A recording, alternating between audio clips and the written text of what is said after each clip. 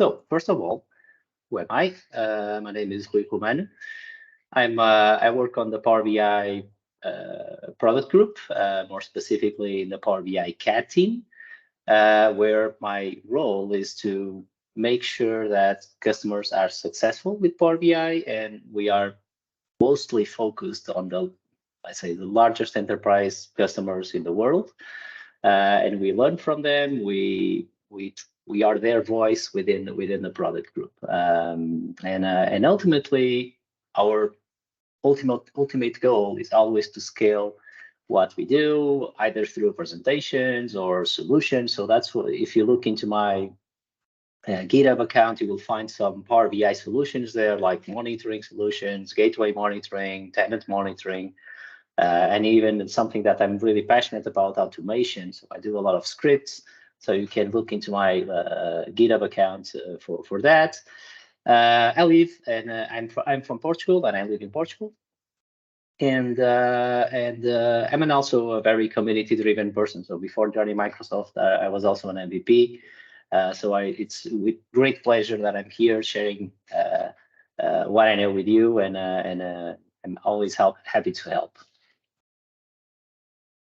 So the agenda of today is 3 things. So I thought that, yes, this is what's new and coming, but I also want to do a quick recap of 22 and go like the most important features, just review them and make sure that you are all aware of what they allow you to do. And then the last part is just go to some new things and that are just released, or some that will be released very soon. So looking into a recap. So, and by the way, you can go to this URL and you can view all the releases that got the releases of the year, and also some of the plans. But looking into all the features that we released in 2022, they are not in here. These are, let's say, the most important ones, or the ones that I care more about. The first one, Datamarts, and Datamarts was probably one of the most ambitious and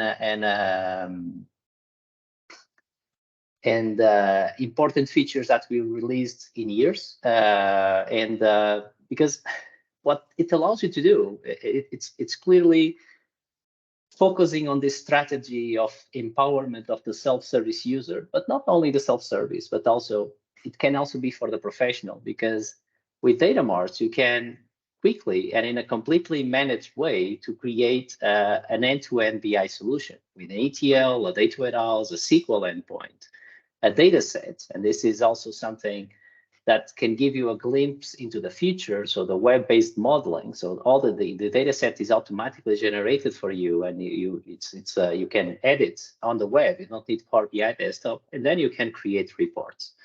And of course, that it has its limitations. It's a preview feature, but this is something that it's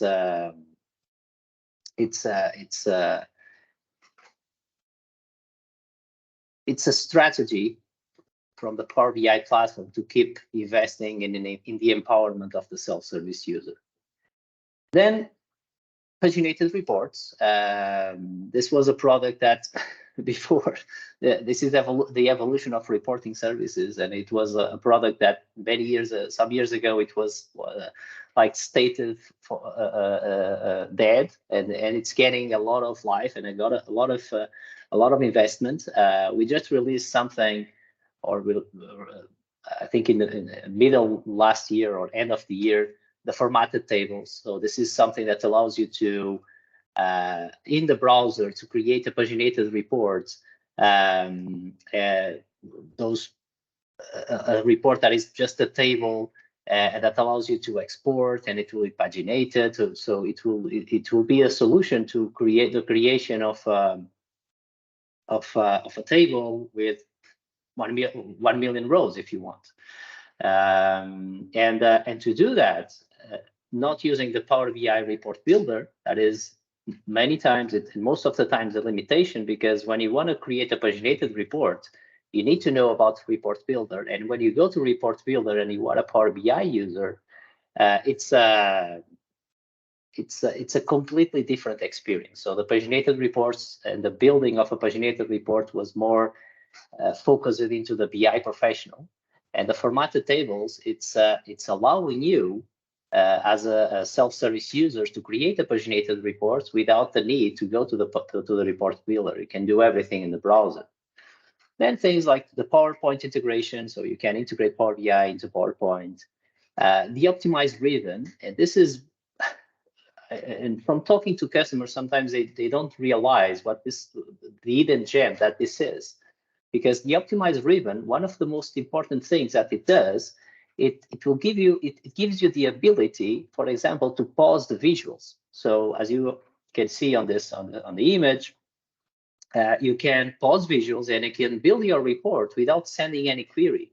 So if you are working with a really large data set, a direct query data set, for example, that is slow, this can be an insane boost of productivity, because you pause everything, you drag and drop your fields, and then you resume, and then the queries will go to the backend. And it also gives you optimization defaults, like, okay, if you are building a direct query report, a best practice on the direct query report is to disable interaction, because Power BI can be really chatty with the data sources because it's always sending queries. A report like this, that on the image, it can easily send for every time the user clicks on a bar chart, it can easily send 10 queries to the backend. And if there are 110 users, so it's 100 queries. So it's a lot of queries. And the optimization defaults allows you to say, okay, it's a direct query report, and it will automatically and by default disable those interactivities. It will show an apply button to the report to apply the filters. Now, another quick win, dataset refresh cancellation. I don't know how many of you know, but now when you are refreshing a dataset, if that dataset takes 1 hour, you don't need to wait 1 hour to cancel it. You can just go there and click cancel, and it's going to cancel. And for now, it's just datasets, but this will also be available in the future for data flows. But this is also a good way, especially during development, to and those data sets that take a lot of time. You don't need to be wasting resources, and you don't need to wait for the cancel to refresh to refresh it again. And field parameters. This is probably my favorite of the whole year.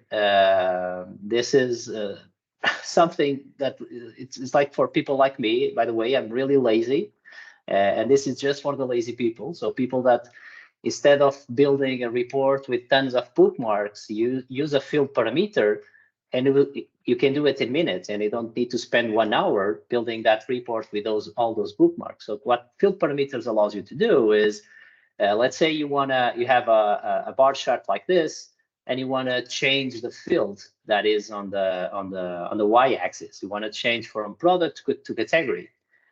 Before field parameters, to do that, you needed to create bookmarks, you needed to have copies of the visual and hide and show. With field parameters, you can just create a field parameter, one for the category, and specify 3 fields, and then you just swap the field, you just drag the field parameter to the y-axis of the visual, and then it's just a slicer. Okay, this is an amazing productivity feature. It makes your life, the developer life, way easier, and can even be used for other purposes, like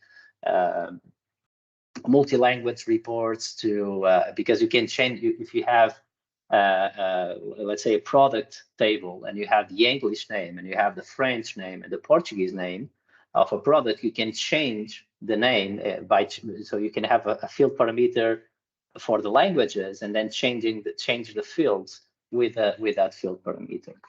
And I'm not going through all the list, but just highlighting the most important ones. So B2B dataset sharing. This it was one of the most important asks for enterprise customers. It's the allowing customers to share a data set with an external tenant, but the data set will be visible in the so let's say you have tenant A and then you have tenant B. You create a data set on tenant A and you make that data set visible on tenant B without having without making the user changing the tenant. So basically, this is really important for customers that just want to share data between data sets, and they want to make the experience as smooth as possible. And they don't want any kind of data movements, because the data will still be in tenant A. So users from tenant B, they have a report connecting to a data set on tenant A, but the data and the consumption will be from tenant A. Hybrid tables. It's what allows you to have a data set with direct query and import data in the same table. This allows you to scale your data sets, and it's a really nice feature for enterprise level development. One that was not really, let's say, highlighted, the on-demand data set loading. This was a huge boost of performance. Actually, this was released in December 21, but this is what allows, before this, let's say you have a data set with 20 gigabytes, and the first user that opens a report, and that data set of 20 gigabytes have three fact tables, three really large fact tables: sales and purchases and stock. And you have a sales report. The first user that opens a sales report, the on-demand loading, before on-demand loading, the entire data set needed to be loaded into memory, so the entire 20 gigabytes. With on-demand loading, the first user that had accessed the data set in the day and is only looking into sales, it will only load a specific set of columns from the sales table. So this allows the real big optimization in the loading times of the data sets, and also in optimization of the memory usage within your tenant. And just one more, Azure AS to Power BI migration. I'm also going to talk about this in a minute, but if you are using Azure Analysis Services, you need to really start thinking into migrating into Power BI, because today all the features that exist in Azure Analysis Services, they do exist in Power BI. It's not deprecated; it's going to still be supported, Azure AS, but it's not going to get future investment. And there is today a tool that is available in the product that allows you to migrate your Azure AS databases into Power BI with no or minimal effort from your side. Okay, and this was like just a quick recap. Is there any questions or any thoughts on what I just said, or anything that I missed? So I really don't want to go through all the list, because otherwise we don't have time to the main focus of the meeting. But I thought it is a good idea just to share some of and recap some of the recent updates.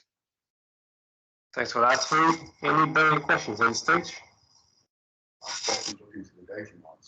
Right, people seem interested about the Datamarts. That was useful, thanks. Thank you. And just try it and give us any feedback that you can.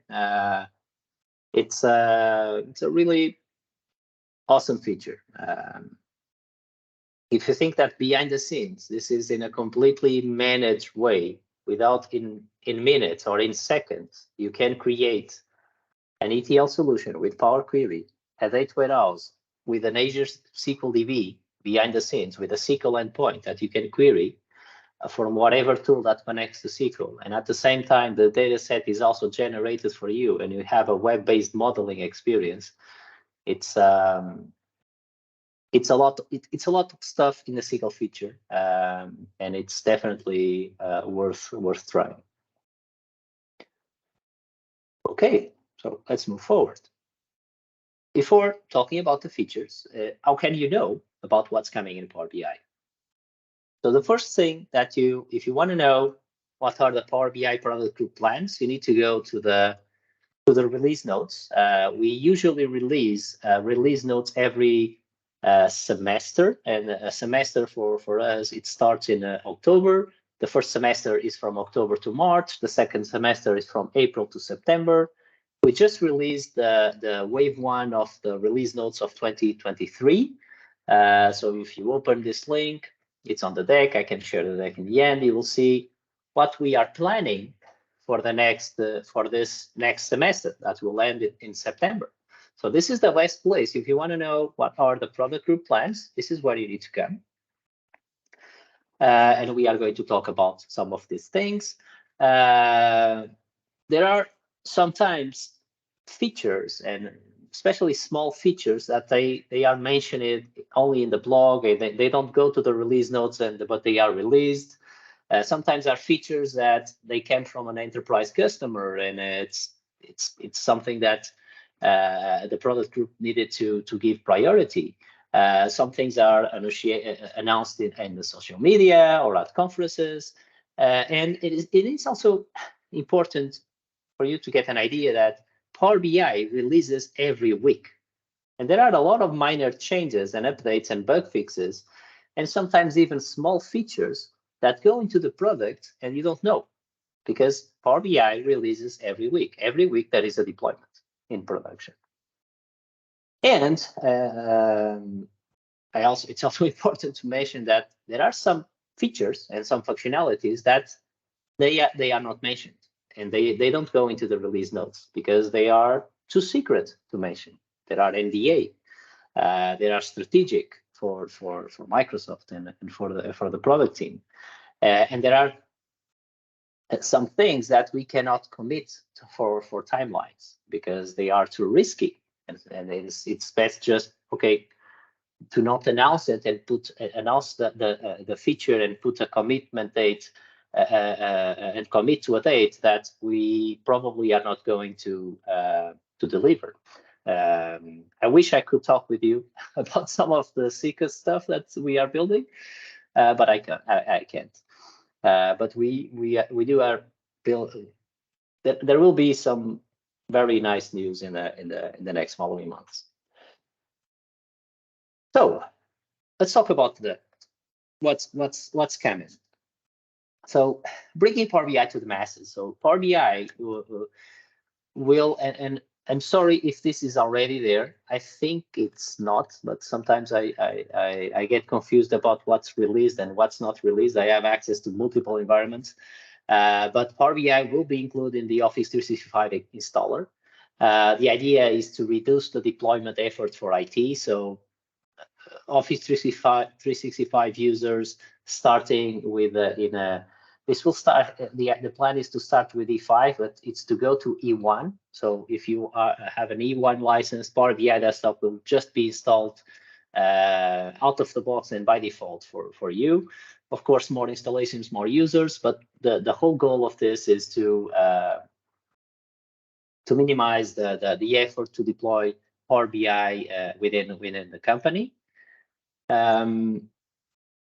Another big release, it's the contextual on-object interaction, and this is also a good segue for the bring Power BI to the masses, because it's really making Power BI more like a PowerPoint for data. And there are things in PowerPoint and in Excel that whenever you are building a chart, you can click. You can see my mouse, right?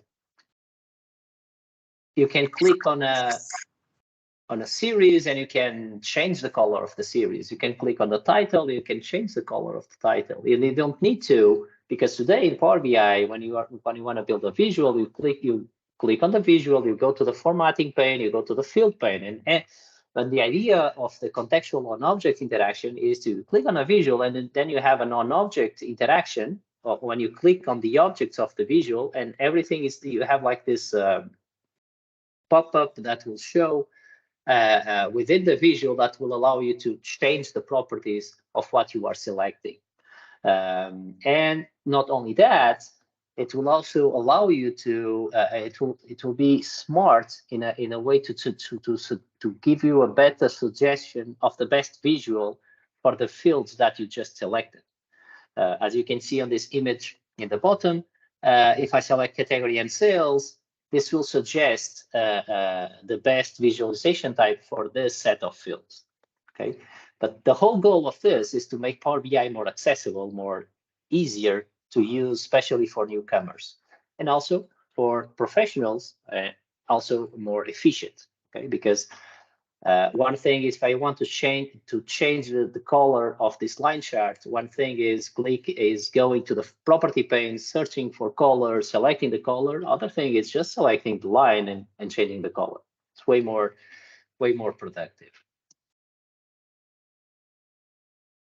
Another one, also in the flow of the Power BI to the masses, is bringing Power BI to OneDrive, allowing so every Power BI file or PBIX file that you have within OneDrive, you can just view it in the similar way that you view an Excel file or a Word document. The Power BI, the file will still exist within OneDrive, but you can just visualize it. Okay. One more time, the idea is to, because today you can still have a PBIX file on OneDrive, and when you click it, it will just give you a download button. With this feature, when you click it, it will open a new tab, and it will visualize. It will allow you to visualize the data and the reports of that PBIX file. Another big one, web-based dataset modeling. The whole goal, let's say the North Star of this is, in the future, we may not need Power BI Desktop.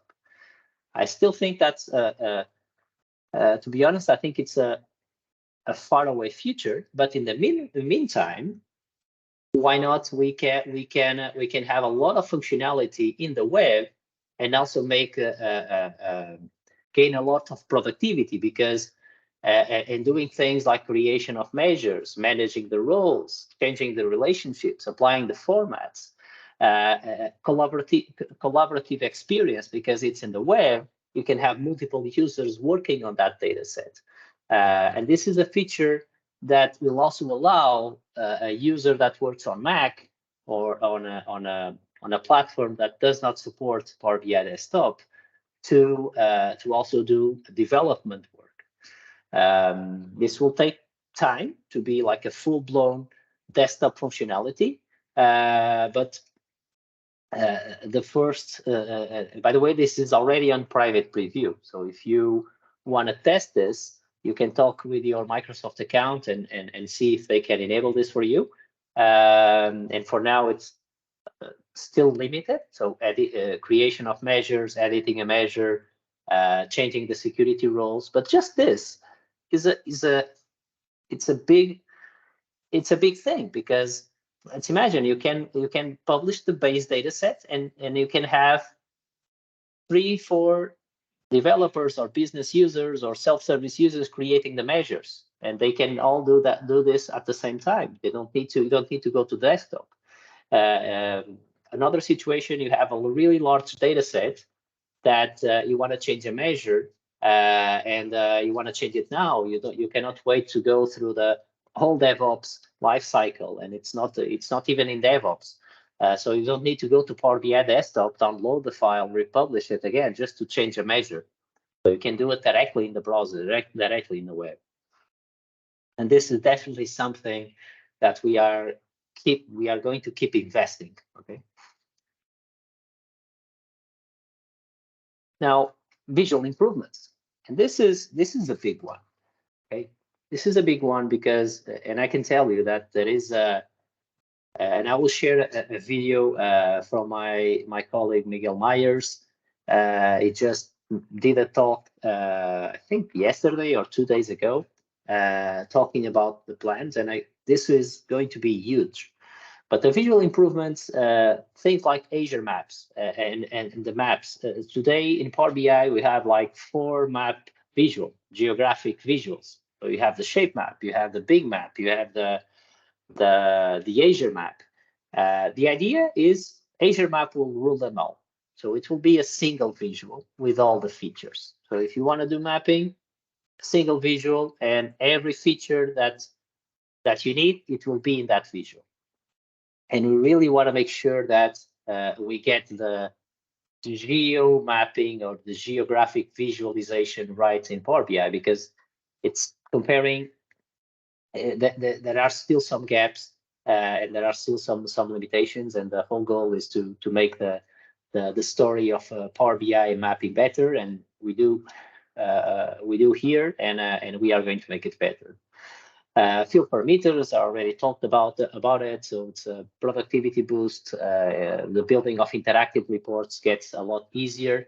The on-object formatting, and the plans to make Power BI the best data visualization tool in the planet. Okay, and this guy, Miguel Myers, is the program manager leading this. Is one of the best data visualization experts that I know. He really knows what he's talking about, so I highly recommend you to watch this video he did. He talked about the plans for the Power BI visuals, and it's pretty. It's going to be interactive, so it's going to, for example, start with the basic visuals like the card visual, making it better, the slicers, making it better, a lot better, more intuitive, more more beautiful. Okay, and following all the best data visualization best practices, and without effort, allowing you to build a stunning report. So you don't need to be a data visualization expert or a UX person to build a pretty report. That's the whole goal. As he once said to me, it's to make Power BI the best data visualization tool in the planet, and it's going to be, I'm sure. So just watch the video. You can search on YouTube, Miguel Myers, the future of Power BI visuals. It's definitely worth your time. Paginated reports. They are, by the way, paginated reports are available in Pro. So it's no longer a Power BI premium feature. If you are still using Power BI Report Server, that is a migration tool to migrate from Power BI Report Server into Power BI. The full web-based editing, and this is a big deal, because from what I witness sometimes from working with customers, it's normally the biggest blocker is when you want to build your paginated report. Everything makes sense until you open the Power BI, the paginated report builder, and then you don't know what to do, because you need to. It's no longer drag and drop. You need to think on data sources and queries, and it's that old experience of building a template, running. It's not drag and drop and see. And the full web-based editing, it's like the middle ground. So it's first, you don't need to go to Power BI desktop to Power BI report builder. You can do it in the web. And give you that drag and drop experience, and maybe you can start there and then download to the Power BI report builder, and with a base template, and then evolve from there, making also the paginated report more high candy by default. Because honestly, if you don't know what you are doing, if you don't spend some time making the paginated report beautiful, it won't be beautiful. It's going to be like that old report that it's ugly, especially if you are used to a tool like Power BI and interactive reports. And there is also there is also backlog to make this by default way more beautiful, way more with formatting that is that can shine by default.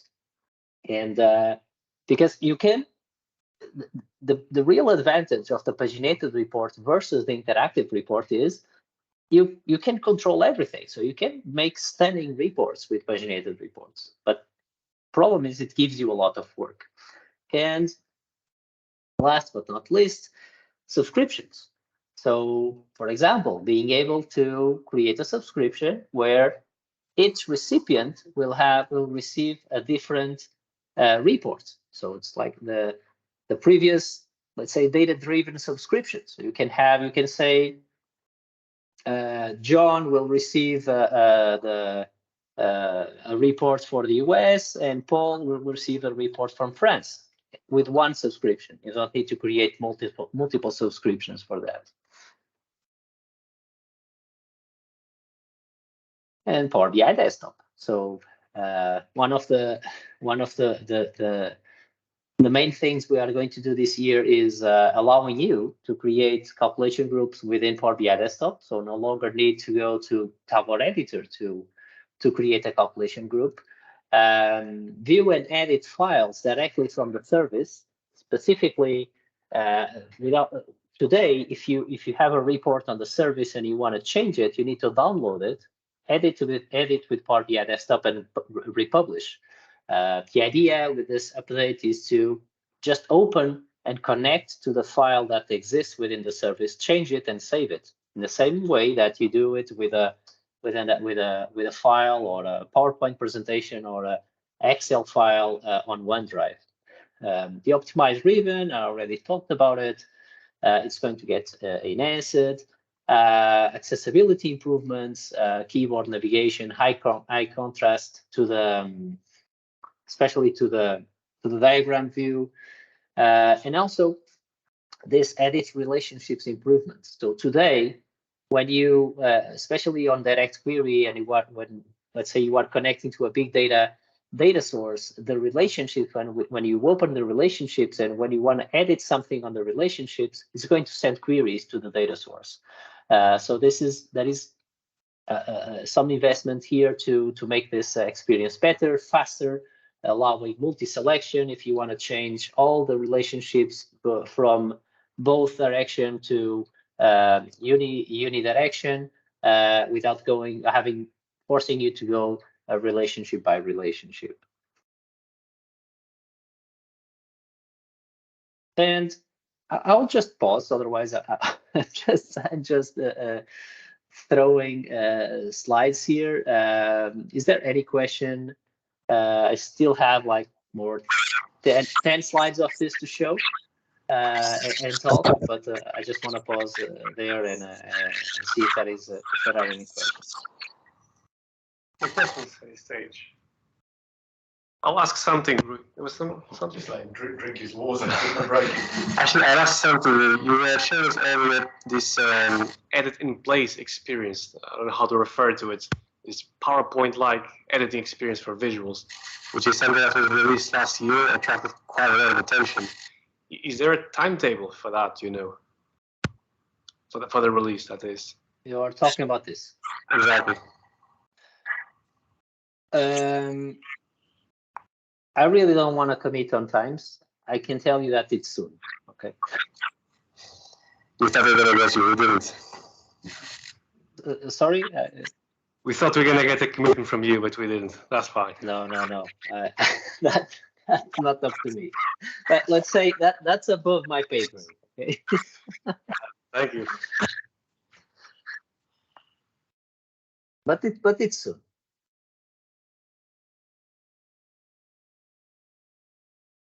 Okay. Shall I move forward? Yep, let's crack on. Okay. So DAX. So as you know, DAX is simple. It's still not easy. We released that quick measures features with the natural language and GPT integration. It's still in preview. I'm sure that it doesn't produce all the time the best results that you want. But you can see from the web that something that it's like I searched for that on YouTube. I found like 15 or 20 videos talking about this GPT integration with Power BI. So people saying, okay, correct me this DAX measure. So that's something that it will be a natural evolution of this feature. we saw and we are seeing new DAX functions being introduced to make DAX easier and more easier for debug. Things like the evaluate and log that allow you to, within a DAX measure, to log values of variables, the to CSV, to JSON, when you want to just output as a JSON an entire table. So this makes debugging a lot more easier. The introduction of the windowing functions. This is what will allow you to make, let's say, comparison calculations. Let's say you have a table, you want to compare a row with the row just before. Without this windowing functions, it's more complex, and with this you can do it not only easier but also more efficiently, especially in direct query reports. There are a ton of blogs already about this. I encourage you to look at it, especially if you are working with direct query datasets, because instead of using the time intelligence DAX functions, using these functions, the windowing functions, can make the queries to the data source more efficient. Then, talking about direct query, it's a big area of investment that we have on the analysis services team within the product group. I just want to say something that I see this all the time, especially in new enterprise customers that start to use Power BI. They always think that direct query should be the default. It's not. The default should be import. So if you can, whenever you can, always implement your data sets as import and not direct query. Direct query might be appealing because the data, you won't have data transfer, data will be real time.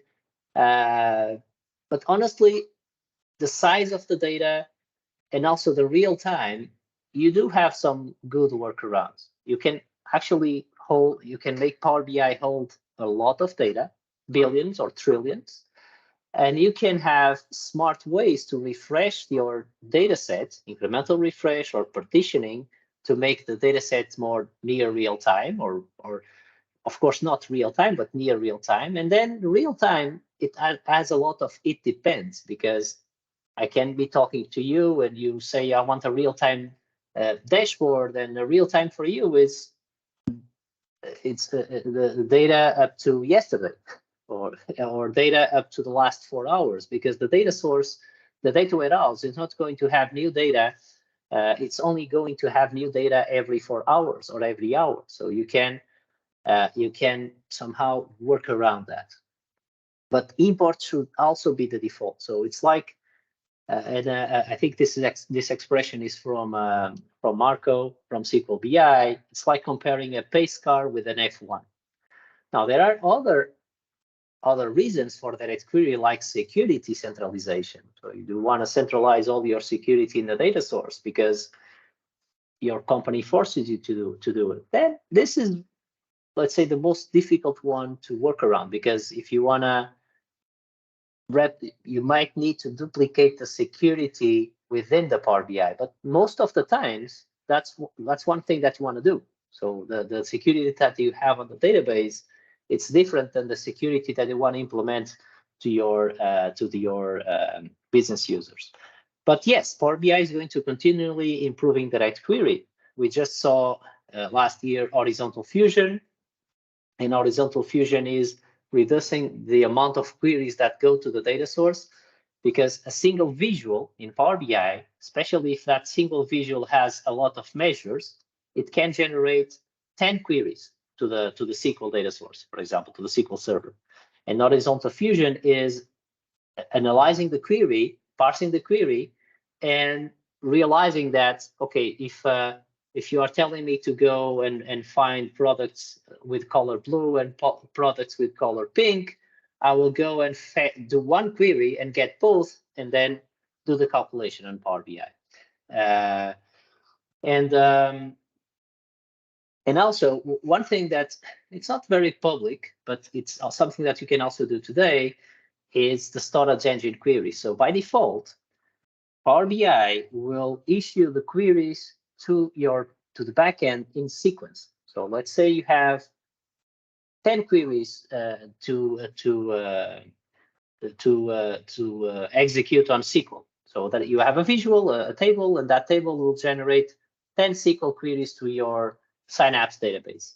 Today, those 10 SQL queries, they will run in sequence. Query 1, then query 2, then query 3, then query 4.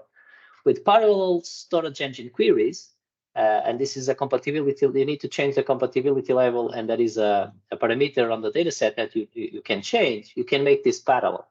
And in the plans is to make this parallel by default. Right now, we need to enable it. But it's something that can drastically improve the performance. But you also need to be aware that your data source will also receive more stress. So it will receive a lot more queries. And this can also maybe Power BI will stop being the bottleneck, and then it will be the data source. So you need to, and that's why it's not enabled by default today. So that's window functions. I already talked about it.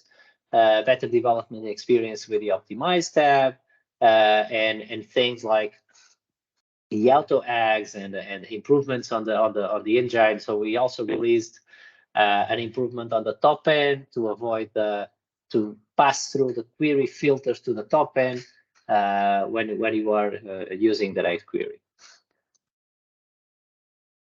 And also Power Query, Power Query. So Power Query Online, it's the Power Query experience within data flows and within Datamarts. So now Power Query, it's a language that is used in 3 places at minimum. So you have the data flows, you have the Datamarts, you have the data sets. There is a plan to bring the features that exist today in the Power Query Online to desktop, things like the diagram view, the query folding indicators. They should appear in desktop. And data flows are going to continue to improve, and improve by a lot. Okay, the reliability and performance, and that is a clear strategy of making data flows more and more a citizen developer ETL tool, and not only a data artifact, something that it will collect data and store data, and you can connect to it. And by a citizen developer ETL tool, I mean that data flows will support output destinations. So you can have a data flow and say, okay, I want to write my data to a data mart. I want to write my data of my data flow to an Azure SQL DB. So there is a clear path on making data flows the best citizen developer or self-service user ETL tool in the market. Okay, today you can the data flow allows you to build more reusability into your Power BI deployment. Into the future, it's reusability, but it's also whenever you have some data transformation challenge and you want to do a data transformation and then write to a data source, that's the plan. That's where we are. That's what we are targeting. And talking about premium and enterprise BI and specifically the Power BI datasets, I already talked about Azure Analysis Services. So no, it's not deprecated, it's supported. But if you are using it, you need to start thinking why you are using it. Because today, every feature that you have on Azure Analysis Services, it's already available in Power BI, and it's not only available, it's better. And one example of those features, it was the last one, it was the query scale-out. And the query scale-out, it was a feature on Azure Analysis Services that allows you to duplicate or to load balance your data sets into multiple replicas, but you needed to pay for that replicas. And we just announced that very recently. The first, it's still in preview, but the first iteration is for refresh isolation. So you basically have always two replicas of your data set. So when you enable this, one that it's a read-write and another that it's a read replica. And I think I have an image here. So the idea is all your users, they connect to the read replica, but you and the refresh will always happen in the read-write replica. So the refresh is not happening in the same node or the same server as the read replica. So this will allow you to refresh your data, and then when your refresh is done, you synchronize to the read replica. This also allows you to get better efficiency into the memory of your premium capacities, because you no longer let's say you have a 10 gigabyte data set. When you are refreshing, you need 20 gigabytes for the refresh if you do a full refresh. With a read-write replica, you can do a full refresh in the read-write replica, and you go up to 20, and the load balance, the read replica, it will still be 10.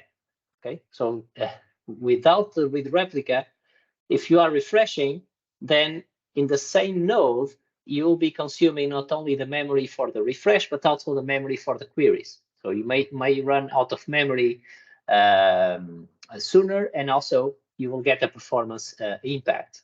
So this is the first iteration. So we only support two replicas, read, write, and read. But the goal, and by GA, we'll also support multiple replicas and a smart multiple replicas, because if let's say you have 100 users, you have two replicas, and then there is a spike in the morning and you have 1,000 users, Power BI, because it realizes that it will benefit from having another replica to have more throughput, it will just spin up another replica, and you don't need to do anything. And this is in Azure Analysis Services. It required you to have scripts, and you needed to analyze the usage by yourself and do the scaling and the bringing the replica manually. So you had full control. In Power BI, the only control that you will have is the amount of replicas that you want to support. So this will be enabled, and the plan is even to have this enabled by default. And this won't cost you anything more. So because if you have one replica and you have 100 users, and there is a queue of and those 100 users, let's say, generate 100 queries, and the 100 queries will consume 10 seconds of CPU each. If you execute the 10 seconds of CPU in one replica or in 3 replicas, the cost will be the same.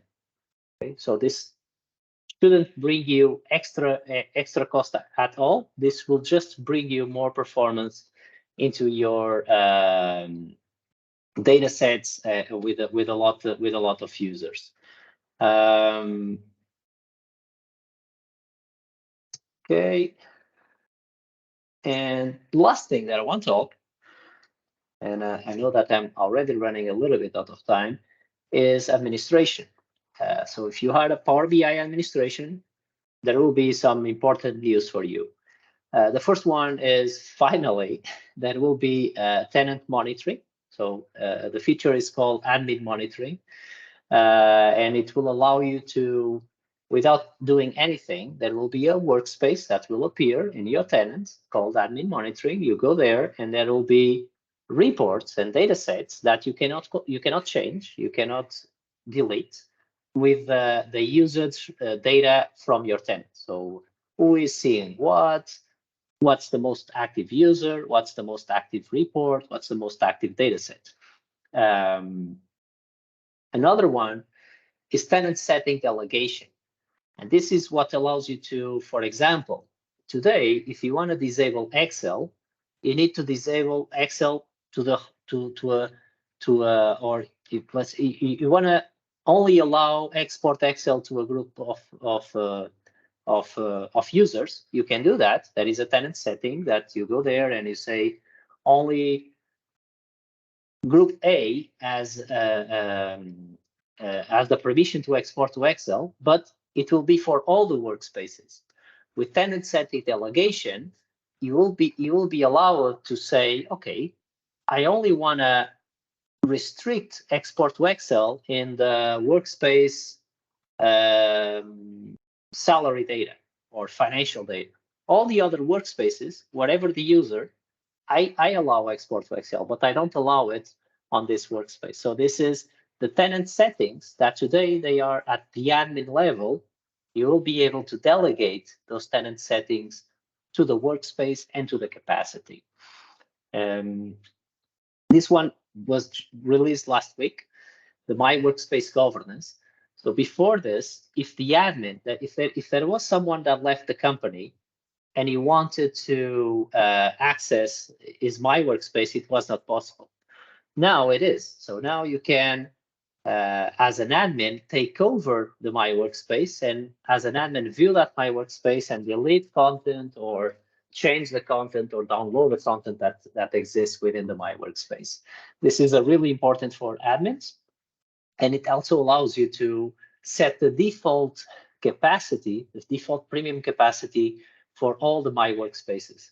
This is really important for the multi-geo scenarios when you want to make sure that all the users, the My Workspace content is within a region. And another plan is and I don't know if you know about sensitivity labels and MIP labels. So these are Office 365 labels that you can apply today to documents, and you can say, okay, this document is highly confidential and it will be encrypted. Sensitivity labels, they do work today with Power BI Desktop. By the way, this is a really nice feature. You can say, okay, this Power BI PBIX file is highly confidential, and even if someone from outside of your company gets access to the PBIX, he won't be able to open it because it will be encrypted and it needs an internet connection to validate that it's you or it's someone from your company that is opening that file. Now, but this only works when on the file, on the Power BI desktop. On the service, it doesn't. So on the service, let's say you have a tenant where you invite external users. This will allow you to say, apply a sensitivity level to the data set, and even if the external user, has access to the workspace where that data set is, if that data set is with a sensitivity level only internal users, you won't be able to see the data. Okay. And the last one is scanner API. So do expect some very interesting updates on the scanner APIs. I can tell you one. So you will be able to see all the scheduled refresh configurations of the whole tenant. With that today, it's not possible. It's not exposed on the scanner APIs, but it will be. And one more time, sorry, I ran a little bit out of time. Thank you, and I will open for questions if you still have time. Have time for a question or two? No, I'll just ask one very quick, Rui. Will the slides be available in your GitHub? Yeah, or I will share it with you, and you can share it with everyone. Right, we'll make those slides available to all of you. So with that being said, I just say very big thank you to Rui. We are very privileged to be hearing from the Power BI team here in Birmingham. Just ask for a round of applause for Rui.